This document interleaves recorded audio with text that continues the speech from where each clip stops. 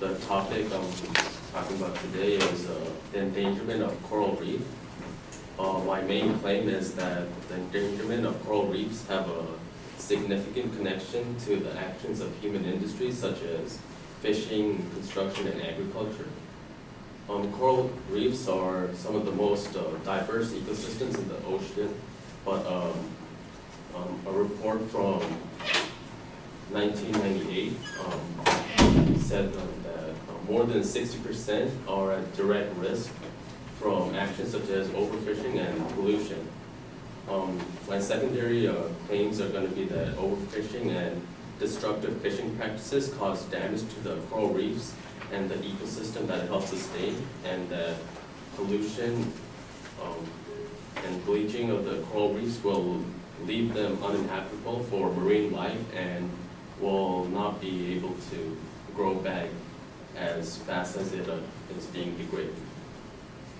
And so my first secondary claim on overfishing and destructive fishing practices, well, for example, dynamite fishing, although it's illegal, is still a practice that happens all around the world, where fishermen use dynamite, blow up a certain area of the place where they're fishing, and then all the dead fish float up, and that's the strategy they use for mass fishing.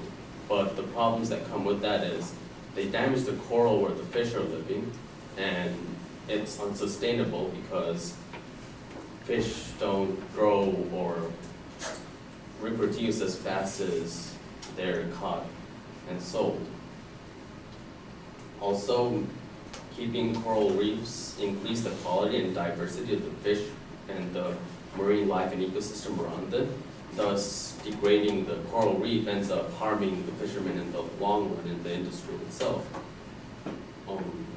A report by Tim R. McClanahan, a senior zoologist and biologist, in his report for Malthusian overfishing and efforts to overcome it on Kenyan coral reefs, he put a study on matured fisheries near coral reefs on Kenyan coast, and found that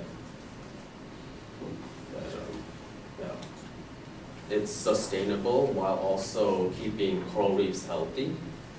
Thus, it won't go through problems such as overfishing and is sustainable for the economy. But my second point is that local pollution leads to bleaching of the coral reefs and leaves them uninhabitable for marine life.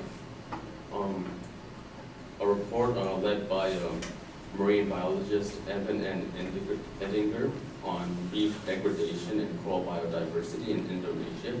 He put a study where he went to the island of Java, and throughout the numerous coral reefs there, he studied depths from 2 meters below sea level to 25 and recorded how they were damaged.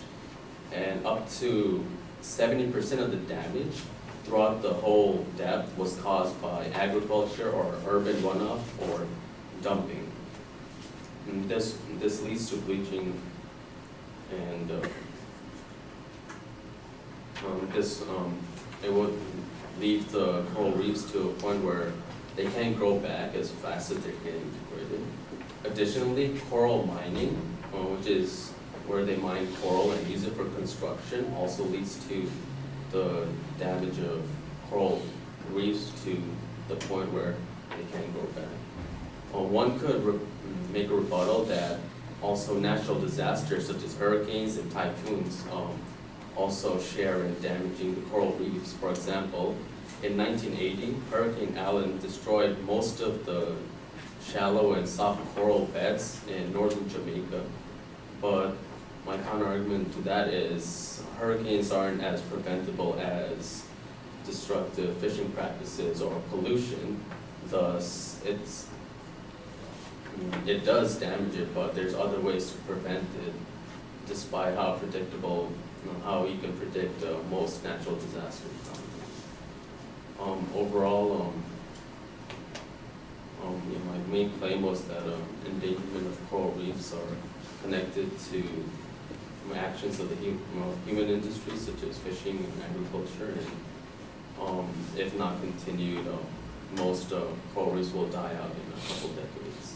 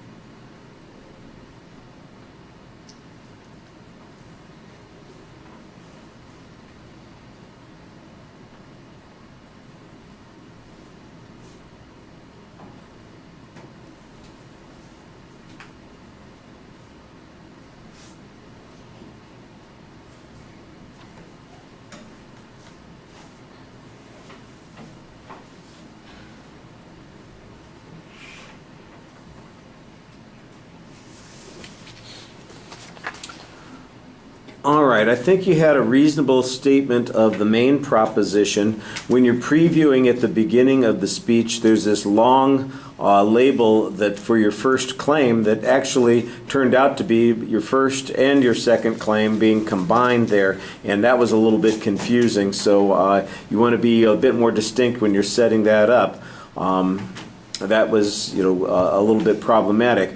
Well, when you get to the first point, you dive right in talking about the destructive fishing practices, but the only one that you mention is dynamite fishing, and you acknowledge that it's illegal already. So the source of the problem is something that we're already acting on. Apparently we've prohibited it. We don't get any evidence about how widespread that practice is, and I think that that is an important piece of information to make your argument. You gave us a piece of data that said 60% of these coral reefs are at risk, and that was from 1998. So we're talking about, what, 22 years ago, something like that. I'm doing math in my head in front of people. I shouldn't be doing that. It was a while ago, I guess. And that just seems like it's a long time ago for that statistic. If they were at risk that long ago, have we passed the point of no return? What's our current status? That seems to me to be a little bit problematic on the argument, because I think there'd be some hesitation. We'd say, already you see this destruction having taken place, or it's receded, and I don't know which direction to go in there. So I think you need to be a little bit clearer on that. The explanation about the fisheries off the Kenyan coast and sustainability, that sounded to me like it was an argument that says we don't have to worry about this because we have ways to fish that are not going to produce this particular outcome. And I didn't understand why that was in your argument. It in essence seems to suggest that this is not as big a problem as you anticipated. The evidence about the damage to the coral reefs from the agricultural runoff and that sort of thing, you've got a good, nice piece of statistical information suggesting 70% of it is due to runoff and dumping and that sort of agricultural issues.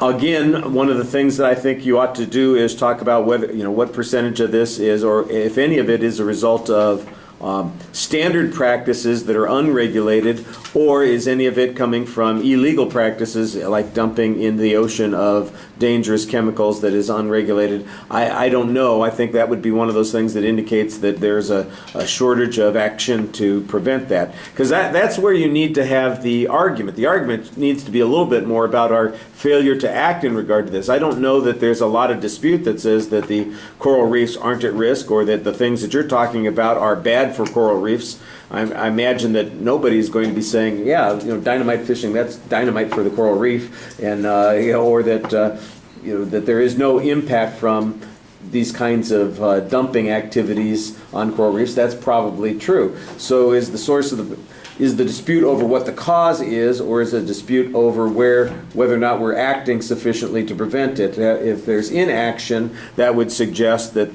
that's the thing that is the source of the dispute. All right, thank you.